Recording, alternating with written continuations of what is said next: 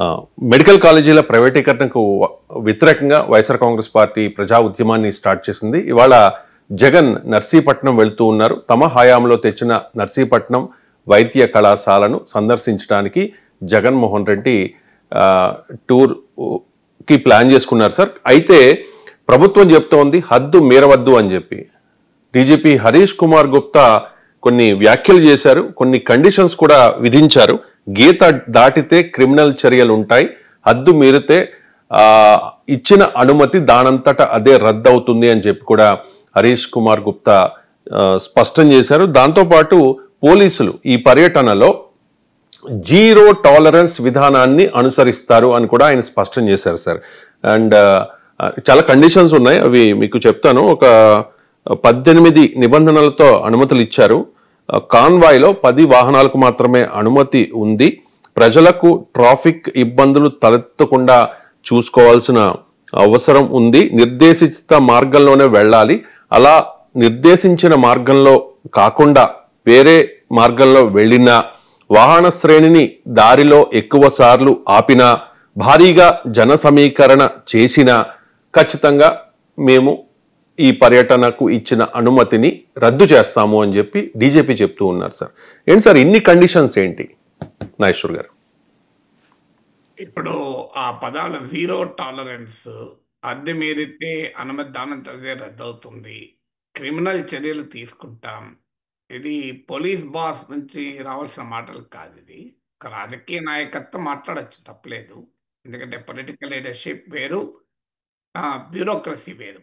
కానీ police boss anticipate చేస్తున్నాడు హద్దులు మీరుతారని, సో క్రిమినల్ చర్యలకు అవకాశం ఇస్తారని ఆయన ఆయన యాంటిసిపేట్ చేసి మాట్లాడుతున్నాడు. విచిత్రమైన జీరో టాలరెన్స్. దేనికి జీరో టాలరెన్స్ అంటే ఒక ప్రదర్శన చేసుకునే హక్కు పట్ల జీరో టాలరెన్సా?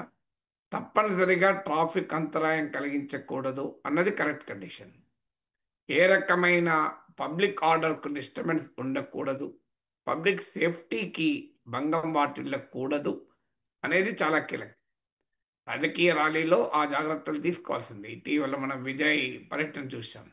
ఆ మాటకొస్తే చంద్రబాబు నాయుడు ప్రతిపక్ష నేతగా ఉన్నప్పుడు మీటింగ్లో తొక్కిసలాట్లో చనిపోయిన ఉదాహరణలు కూడా చూసాం. సో అవి జరగకుండా అవసరమైన చర్యలు తీసుకోవడంలో తప్పులేదు. కానీ రైట్ టు ప్రొటెస్ట్ అనేది రాజ్యాంగం ఏం చెప్తోంది? ఇప్పుడు డీజీపీ ఇచ్చేటువంటి వరం కాదు ఇది, రైట్ టు ప్రొటెస్ట్. అది చంద్రబాబు నాయుడు ప్రతిపక్ష నేతగా ఉన్నప్పుడు నేను ఇదే చెప్పాను. అప్పుడు జగన్మోహన్ రెడ్డి ప్రభుత్వం నిర్బంధ ధోరణిలో మాట్లాడినప్పుడు అదే చెప్పాను. ఇప్పుడు జగన్మోహన్ రెడ్డి ప్రతిపక్ష నేతగా ఉన్నా అదే చెప్తున్నాను. ఇప్పుడు ప్రతిపక్ష పార్టీ నేతగా, అంటే అధికారిక గుర్తింపు లేదు కనుక అప్పుడైనా ఇప్పుడైనా నా స్టాండ్ ఒక్కటే, right to protest and freedom to restrict. Right to assemble అంటే ఒక సమావేశం కావడం, ఒక ప్రదర్శన తీయడము, ఒక నిరసన తెలపడం అనేది భారత రాజ్యాంగం ఇచ్చిన ఫండమెంటల్ రైట్. పోలీస్ ఇచ్చేటువంటి వరం కాదు, రాయితీ కాదు. ఇప్పుడు డీజీపీ భాష చూస్తే అదేదో రాయితీలాగా మాట్లాడుతున్నారు. సో అందువల్ల ప్రజలకు ఉండేటువంటి, ప్రజలకు ఇన్కన్వీనియన్స్ కలిగించకూడదన్నది నిజం. దాంట్లో ఎలాంటి అభ్యంతరము లేదు. ఎట్టి పరిస్థితుల్లో ప్రజలకు ఇన్కన్వీనియన్స్ విధించకూడదు. కానీ ఎంతమంది రావాలని మేమే పరిమితులు చెప్తాము అనేది ప్రజాస్వామ్యంలో సరైనది కూడా కాదు. ఇప్పుడు నిజంగానే ప్రభుత్వం చెప్తుంది 1000 మంది రావాలని, 1,00,000 మంది వస్తారు. అప్పుడు ఏం చేస్తారు? ప్రజలందరూ పైన కేసులు పెడతారా? ఈ ఇన్సిడెంట్లో కాదు. ఇప్పుడు జగన్మోహన్ రెడ్డి 1,00,000 మంది వస్తారని చెప్పడం లేదు. ఒక హైపాథెటికల్ సిచ్యువేషన్, 1000 మందికి అనుమతిస్తారు, 1,00,000 మంది వస్తారు. అప్పుడు ఏం చేస్తారు? 1,00,000 మంది పైన అయితే కాల్పులు జరపరు, వారిని అరెస్టులు చేయరు కదా. కావాలంటే ఆర్గనైజర్స్ పైన క్రిమినల్ కేసులు పెట్టచ్చు. అందువల్ల పోలీసుల పని ఏంటంటే రిస్ట్రిక్ట్ చేయడం కాదు. పోలీసుల పని ఫండమెంటల్ రైట్ను ఫెసిలిటేట్ చేయాలి. ఎందుకంటే ఇది ఒక్క కేసు కాదు. మన దేశంలో ఏ ఫండమెంటల్ రైటు అబ్సల్యూట్ కాదు. నా ఇష్టం వచ్చినట్టు వాహనాలతో, నా ఇష్టం వచ్చినట్టుగా రోడ్డు మీద ఆపుకుంటూ ప్రజలకు ఇబ్బంది కలిగించే రీతిలో మేము వెళ్తామని జగన్మోహన్ రెడ్డికి అనే హక్కు లేదు, అందులో అనుమానం లేదు. అదే సమయంలో మేము చెప్పినట్టే మీరు ప్రవర్తించాలి అని ఒక బెదిరింపు ధోరణిలో పోలీస్ చీఫ్ మాట్లాడడం కూడా సరైనది కాదు. మనకు అర్థం కావాల్సిందంటే దయచేసి పోలీస్ చీఫ్ కూడా ఈ జడ్జిమెంట్స్ సుప్రీంకోర్టు ఇచ్చిన కొన్ని జడ్జిమెంట్లు బహుశా ఆయనకు తెలియంది కాదు, చాలా అనుభవజ్ఞుడైన పోలీస్ అధికారులకు తెలియకుండా ఉండదు. మీకు Babulal parade case number 1, number 2 Ramlila Maidan, number 3 Ramesh Thapar versus state of Madras, number 4 doctor Manohar Lohia Ram Manohar Lohia versus state of Bihar, number 5 commissioner of Ahmedabad Himmat Lal Shah versus commissioner of Ahmedabad. ఇలాంటి అనేక కేసుల్లో సుప్రీంకోర్టు చాలా స్పష్టంగా ప్రజలకు ఉండే హక్కు ఏంటి, రాజ్యానికి నియంత్రించే అధికారం ఏంటి అని నిర్వచించింది. ఉదాహరణకు క్లియర్గా చెప్పింది బాబులాల్ పరేడ్ కేసులో ఏంటంటే, నీవు యాంటిసిపేట్ చేసి రిస్ట్రిక్షన్ విధించవచ్చు, కానీ the problem should be genuinely apprehended అన్నది. అంటే లాఫుల్ అసెంబ్లీ నిరసన తెలపడం అనేది రాజ్యాంగం ఇచ్చిన ప్రాథమిక హక్కు. ఆయుధాలు లేకుండా ప్రదర్శనలు జరపడం అనేది రాజ్యాంగం ఇచ్చిన హక్కు. అందువల్ల లాఫుల్ ప్రొటెస్ట్ను మీరు ఆపే సమయంలో genuine fear to public order disturb అవుతుంది అనే దానిపైన ఖచ్చితమైన సమాచారం ఉంటేనే ఆంక్షలు పెట్టాలి అని. మీకు Ramesh Thapar versus state of Madras, అలాగే ఇతర రామ్ మనోహర్ లోహియా ఇలాంటి కేసుల్లో ఇప్పుడు నేను చెప్పిన కేసులన్నింటిలో ఒక్కొక్క జడ్జిమెంటు కాలం సమయం పడుతుంది కనుక నేను సమ్మరైజ్ చేసి చెప్తున్నాను. సో ఈ జడ్జిమెంట్లో చెప్పింది ఏంటంటే, ఒకటి ఎమర్జెంట్ సిచ్యువేషన్ ఉండాలి, అంటే అత్యవసరమైన పరిస్థితుల్లో మాత్రమే నియంత్రించాలి. ఈవెన్ సెక్షన్ 144 కూడా ఇష్టారాజ్యంగా పెట్టకూడదు. తర్వాత imminent clear danger to public order ఉండాలి. పబ్లిక్ ఆర్డర్కు స్పష్టమైన తక్షణమైన ప్రమాదం ఉండాలి, అప్పుడు మాత్రమే ఆంక్షలు పెట్టచ్చు. Public order and law and order వేరు వేరు అని చెప్పింది. The degree of difference should be treated as a kind అని, అంటే డిఫరెంట్ కైండ్ అని చెప్పింది. అంటే చిదురుముదురు శాంతి భద్రతల ఘటనల్ని కూడా పబ్లిక్ ఆర్డర్గా భావించకూడదు అన్నది. అండ్ పబ్లిక్ ఆర్డర్గా అంటే ప్రజా జీవితం అల్లకల్లోలమై కకావికలమయ్యే పరిస్థితిని ఉంటే దాన్ని పబ్లిక్ ఆర్డర్ అంటారు. సో ఫండమెంటల్ రైట్స్ను రిస్ట్రిక్ట్ చేసే అధికారం, సహేతుకమైన ఆంక్షలు రీజనబుల్ రెస్ట్రిక్షన్స్ విధించే అధికారం రాజ్యానికి ఉన్నప్పటికీ ఆ అధికారాన్ని అత్యంత అరుదుగా అత్యవసర పరిస్థితుల్లోనే ఉపయోగించాలి. అది టెస్ట్ ఆఫ్ రీజనబుల్నెస్, సహేతుకత అనే పరీక్షకు నిలబడి ఉండాలి. ఇది సుప్రీంకోర్టు ఇచ్చిన తీర్పుల సారాంశం. సో ఇప్పుడు చెప్పండి, పోలీస్ చీఫ్ చేసిన వ్యాఖ్యలు ఈ సుప్రీంకోర్టు తీర్పుల స్ఫూర్తికి లోబడి ఉందా అనేది మనం అంచనా వేయాలి. ఎస్, ఖచ్చితంగా జగన్మోహన్ రెడ్డి నేను ఇష్టం వచ్చినట్టుగా ర్యాలీ చేస్తాను, ప్రజా జీవితానికి ఇబ్బంది కలిగిస్తాను, నా రాజకీయ బల ప్రదర్శనకు సమాజం హోస్టేజ్ కావాలి అంటే తప్పే. జగన్మోహన్ రెడ్డికి హక్కేమీ లేదు. జగన్మోహన్ రెడ్డికి నిరసన తెలిపే హక్కు ఎంత ఉందో ప్రజలకు కూడా హక్కులు ఉంటాయి. రోడ్ ఒక్క జగన్మోహన్ రెడ్డిదో వైసీపీదో కాదు కదా, రోడ్ ఇదే పబ్లిక్ రోడ్, ప్రజలకు కూడా అంత ఎలాంటి నష్టం జరగద్దు. అందువల్ల ఆ రకమైన ఆంక్షలు ఉండాలి, కానీ zero tolerance to right to protest ఉండరాదు. జీరో టాలరెన్స్ ఎప్పుడు వస్తుంది, నిజంగానే అన్రూలీ బిహేవియర్ ఉండి పబ్లిక్ ఆర్డర్కు ప్రమాదం ఏర్పడితే ఖచ్చితంగా జీరో టాలరెన్స్ ఉండాలి. కానీ పొలిటికల్ ర్యాలీస్ పట్ల జీరో టాలరెన్స్ ఉండకూడదు. అది ప్రజాస్వామ్యం అనిపించుకోదు.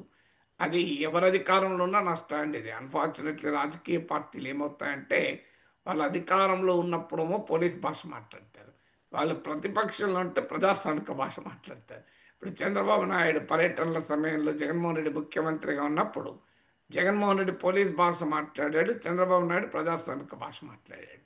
ఇప్పుడు చంద్రబాబు నాయుడు ముఖ్యమంత్రి ఉన్నప్పుడు అది రివర్స్ అయింది.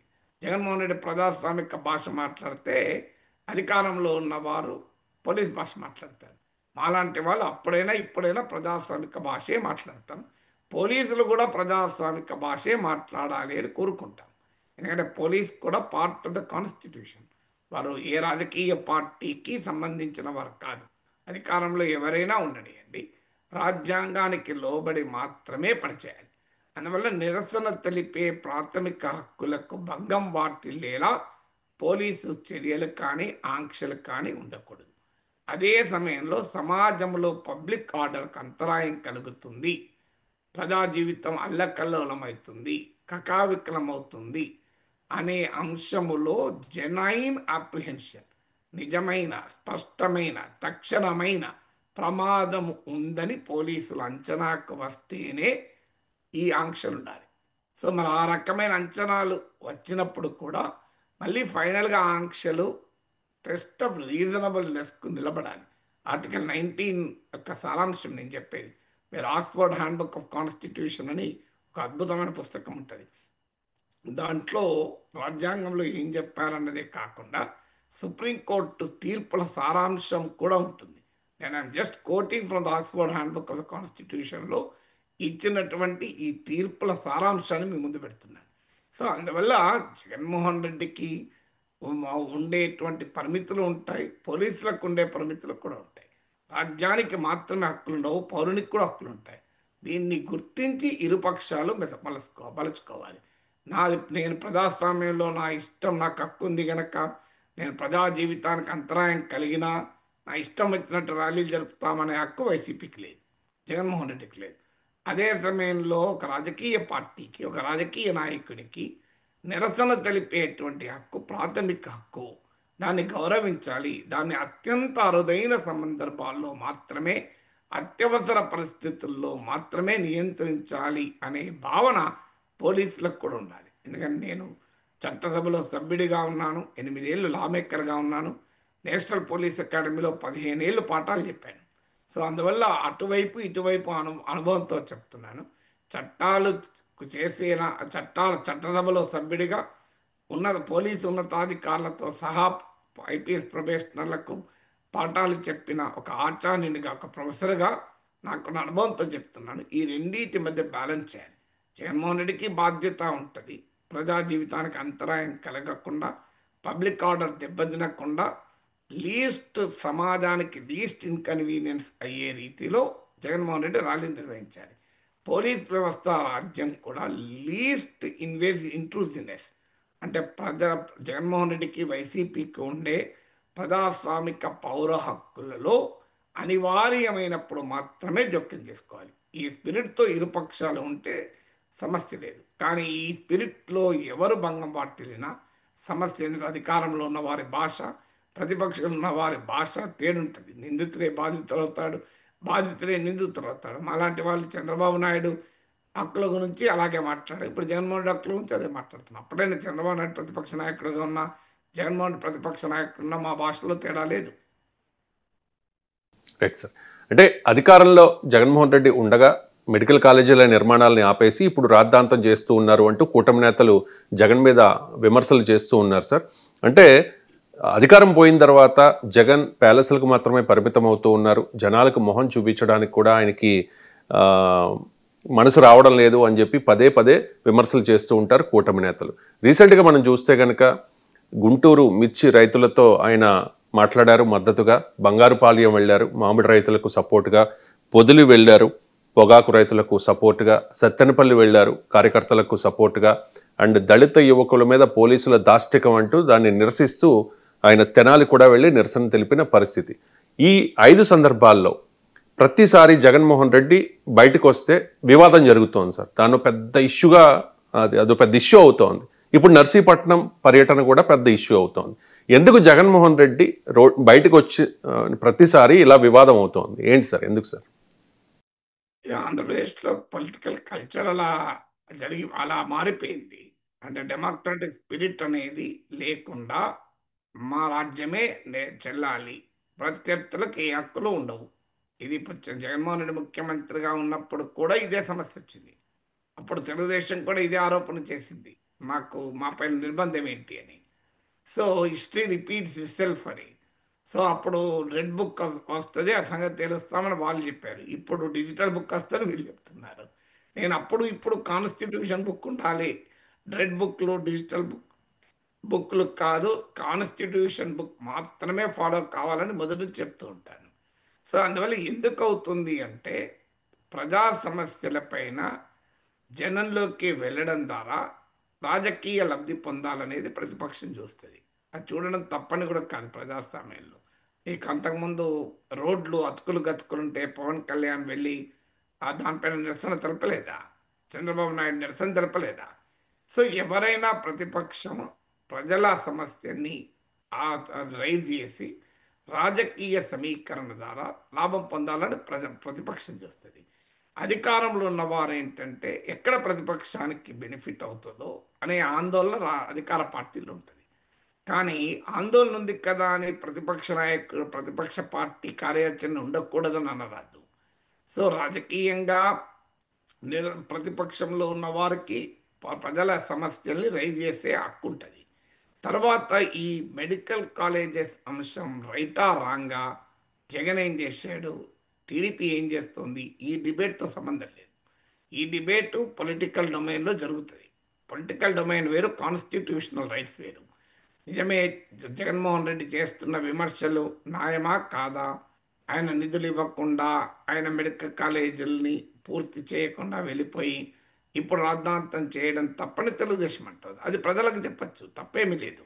సో జగన్మోహన్ రెడ్డి ఇదంతా చెప్తున్నదంతా నిజం కాదు అని జగన్మోహన్ రెడ్డి ఎక్స్పోజ్ చేసే స్థానికి తెలుగుదేశం పార్టీ కూటమి ఏ స్థాయిలోనైనా ప్రచార కార్యక్రమం చేపట్టచ్చు, పోటీ పొలిటికల్ యాక్టివిటీ కూడా చేపట్టచ్చు, తప్పేమీ లేదు. సేమ్ డే కాకుండా చూడాలి, పబ్లిక్ ఆర్డర్కి ఇబ్బంది కాకుండా చూసుకోవాలి. అందువల్ల అది జగన్మోహన్ రెడ్డి రైజ్ చేసిన అంశం రైటా, ఆయన వాదన రైటా, ఆయనకు ఆ హక్కు ఉందా, ఇవన్నీ పొలిటికల్ క్వశ్చన్స్. వీటిని ఖచ్చితంగా కూటమి క్వశ్చన్ చేయొచ్చు. ప్రజలు కన్విన్స్ అవుతారా లేదా, జగన్మోహన్ రెడ్డి చెప్పేది రైటా, కూటమి చెప్పేది రైటా, ప్రజలు నిర్ణయించుకుంటారు. అది మన సంబంధం ఉన్న అంశమే కాదు. ప్రజాస్వామ్యంలో పొలిటికల్ డొమైన్లో ఫైట్కు ఎలాంటి అభ్యంతరము లేదు. కానీ పొలిటికల్ ఒక ఇష్యూ అప్రాప్రియేట్ అయితే, మాకు అప్రాప్రియేట్ అనిపిస్తేనే మీరు నిరసన తెలపాలి. అంటే అధికార పార్టీకి ఎప్పుడూ అప్రాప్రియేట్ అనిపించదు. ఏ అంశం పైన అప్రాప్రియేట్ అనిపిస్తుంది అధికార పార్టీకి? అధికార పార్టీకి ప్రతిపక్షం చేసే ప్రతి ఒక్కటి తప్పని అనిపిస్తుంది. అని చెప్పి నీకు హక్కు లేదంటే ఎట్లా? సో ఈవెన్ తప్పుడు అంశాలపై కూడా నిరసన తెలిపే హక్కు ఉంటుంది ప్రతిపక్షానికి. ప్రజాస్వామ్యంలో రాజకీయ హక్కులు ఇవి, political rights, civil rights. United Nations covenant on civil and political రైట్స్లో ఇండియా సంతకం పెట్టింది. భారత సుప్రీంకోర్టు పదే పదే ఈ హక్కులు గుర్తు చేసింది. మీకు జురిస్ప్రుడెన్స్ చూడండి మీరు. అందువల్ల ఇష్యూ మిర్చి అంశంలో జగన్మోహన్ రెడ్డి చేసింది రైటా, మామిడి అంశంలో జగన్మోహన్ చేసింది రైటా, తెనాలిలో డ్రగ్ బ్యాచ్కు సపోర్ట్ చేశాడా లేదా దళిత బిడ్డలకు సపోర్ట్ చేశాడా, ఇవన్నీ కూడా పొలిటికల్ కంటెస్టేషన్, పొలిటికల్ ఆర్గ్యుమెంటేషన్ ఉంటుంది, తప్పలేదు. అది టీడీపీ చెప్పేది టీడీపీ, కూటమి చెప్పేది కూటమి చెప్తుంది, వైసీపీ చెప్పేది వైసీపీ చెప్తుంది. జనం ఏది నమ్ముతారన్నది జనం ఇష్టం. అందువల్ల కానీ మేము ఈ ఇష్యూ న్యాయం కాదు అంటున్నాం కనుక మీకు హక్కు లేదు అంటే ఎట్లా?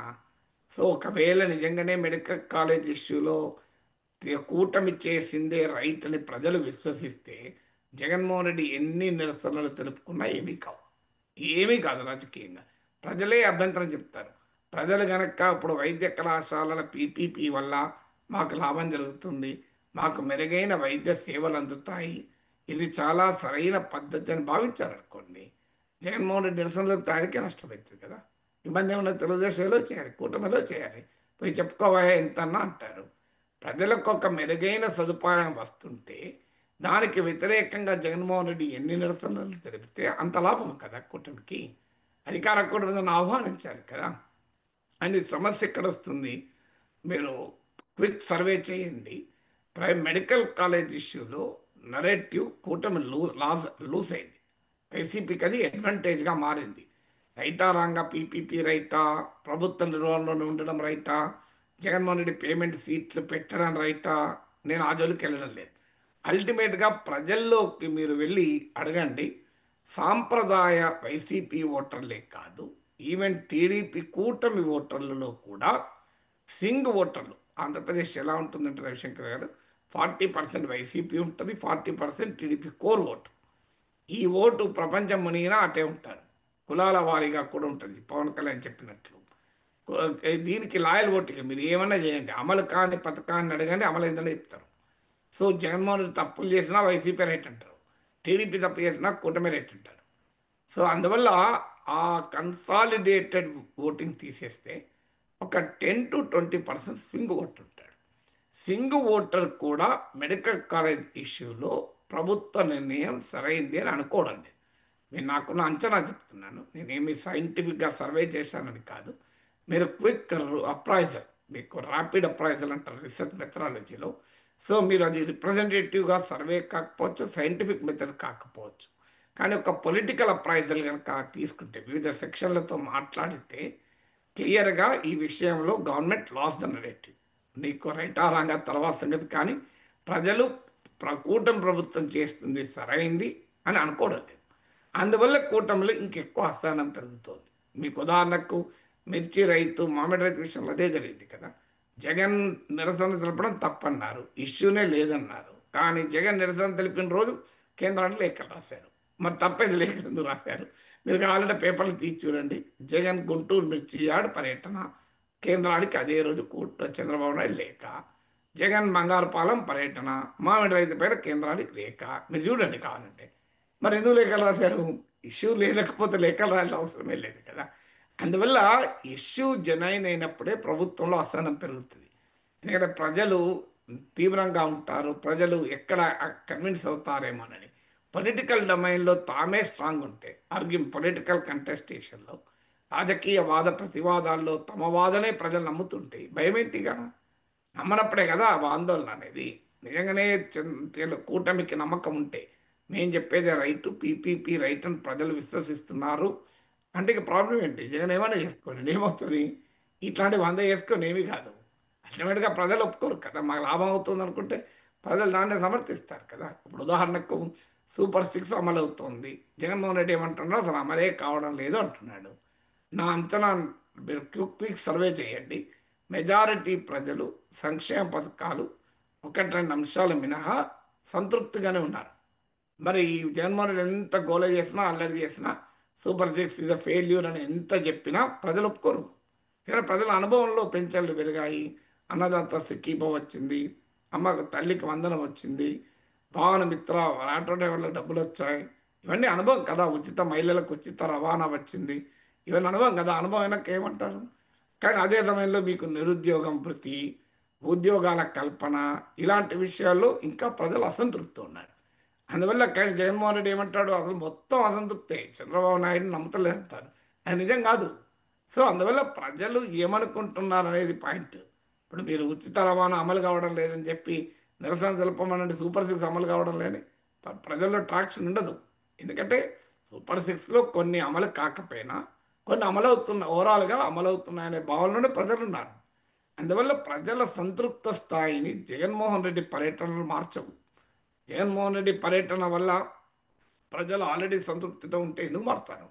అందువల్ల అధికారంలో ఉన్నవారు భయపడాల్సింది లేదు. ఒక రకంగా చెప్పాలంటే మీడియాను, మాలాంటి విమర్శకుల్ని, ప్రతిపక్ష కార్యాచరణ అధికార కూటమికి లాభం. ఎందుకంటే అవి warning signals of an impending crisis అంటారు అమర్త్య సేన్. రాబోయే సంక్షోభ ప్రమాద గంటికల్ని ముందే చెప్తాం. చెప్పినప్పుడు దాన్ని సరి చేసుకున్నారనుకోండి, అధికార కూటమికి లాభం. నాకు ఇప్పటికి గుర్తు, నేను ఎమ్మెల్సీగా పోటీ చేస్తానప్పుడు పిసిసి అధ్యక్షుడిగా స్వర్గీయ శ్రీనివాస్ ఉండే. సరే ఇట్లా నేను పోటీ చేస్తున్నాను, అన్ని పార్టీలను మద్దతు ఇవ్వమని అడుగుతున్నాను, ఇండిపెండెంట్గా పోటీ చేస్తున్నాను, మీ పార్టీతో సహా అన్ని పార్టీలు అడుగుతున్నాను అన్నాను. అడిగితే మా పార్టీ ఈ ఎన్నికల్లో మద్దతు ఎవరికి ఇవ్వదు, ఎన్నికల్లో పాల్గొనదు, కానీ మీలాంటి వాళ్ళు శాసన మండలి ఉంటే మాకు లాభం అన్నాడు. ఎలా అన్నా నేను, ఎందుకంటే మీరు ప్రశ్నిస్తే మేము దాన్ని సరి చేసుకోవటానికి అవకాశం ఉంటుంది కదా అని. అంటే అది ఆ రకంగా అధికారంలో ఉన్న వారి యాటిట్యూడ్ ఉండాలి. ఒక బీజేపీ సీనియర్ నాయకుడు చెప్పాడు, సార్ మీకు ధన్యవాదాలు సార్ అన్నాడు. అదేంటయ్యా, నేను చాలా విమర్శిస్తుంటాను కదా అన్న. అందుకే ధన్యవాదాలు సార్ అన్నాడు. ఎందుకు అన్నా, సార్ మీరు విమర్శిస్తేనే కదా మా వాళ్ళు మాకు ఎప్పుడూ రైటే చెప్తారు, మీలాంటి వాళ్ళే కదా తప్పులు ఎత్తి చెప్పేది, వాటిని మేము సరి చేసుకున్నాం అనుకోండి ప్రజలు మాతో ఉంటారు కదా అనే అది రాజకీయ పరిపక్వత అనేది. అధికారంలో ఉన్నవారు ప్రతిపక్షం కార్యాచరణ, మీడియాలో వచ్చే వార్తలు, విశ్లేషకులు చేసే వ్యాఖ్యానాలు, వీటిని శత్రుపూర్వకంగా తీసుకోవాల్సిన అవసరం లేదు. ఇండికేషన్గా తీసుకొని చేసుకున్నారనుకోండి, అది వాళ్ళకే లాభం కదా, అధికారంలో ఉన్న వారికి ఒక అడ్వాంటేజ్ కదా.